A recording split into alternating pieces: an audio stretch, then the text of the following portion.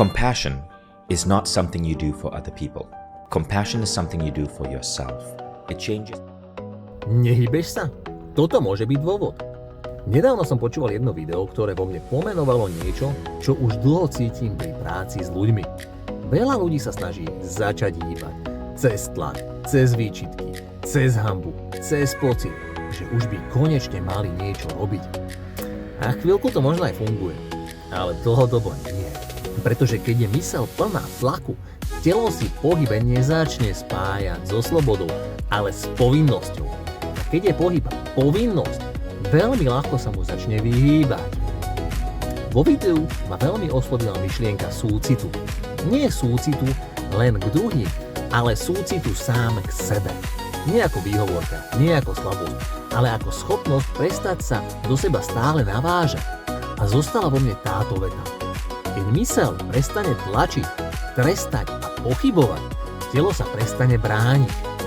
A pohyb sa môže stať prirodzeným ďalším krokom. To je podľa mňa veľmi silné, pretože zrazu nejde o to, že potrebuješ viac motivácie. Možno potrebuješ menej vnútorného boja. A toto je presne to, čo už dlho vidím pri práci s ľuďmi. Často nejde o to, že nevedia, čo majú robiť. Oni presne vedia.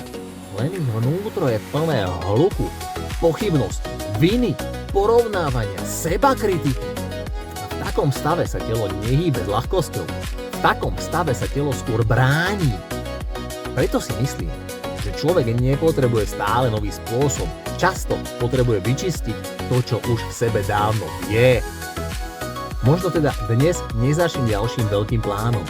Možno nezačni tým, že sa do seba znova pustíš. Možno začni otázkou. Z akého vnútorného stavu sa chcem dnes hýbať? Z tlaku, z viny alebo z rešpektu sám k sebe? Lebo je veľký rozdiel medzi tým, keď ideš cvičiť, pretože sa nemáš rád, a tým, keď sa ideš hýbať preto, že sa o seba chceš postarať. Za mňa platí toto. Keď sa myseľ upokojí a prestane sama sebe hádzať prekážky pod nohy, pohyb prestane byť bojom a stane sa návratom sám k sebe. A možno práve tam začína skutočná zmena. Ja verím, že telo sa chce hýbať a myseľ chce uveriť. A práve tomu chcem dať v tomto priestore najviac slov.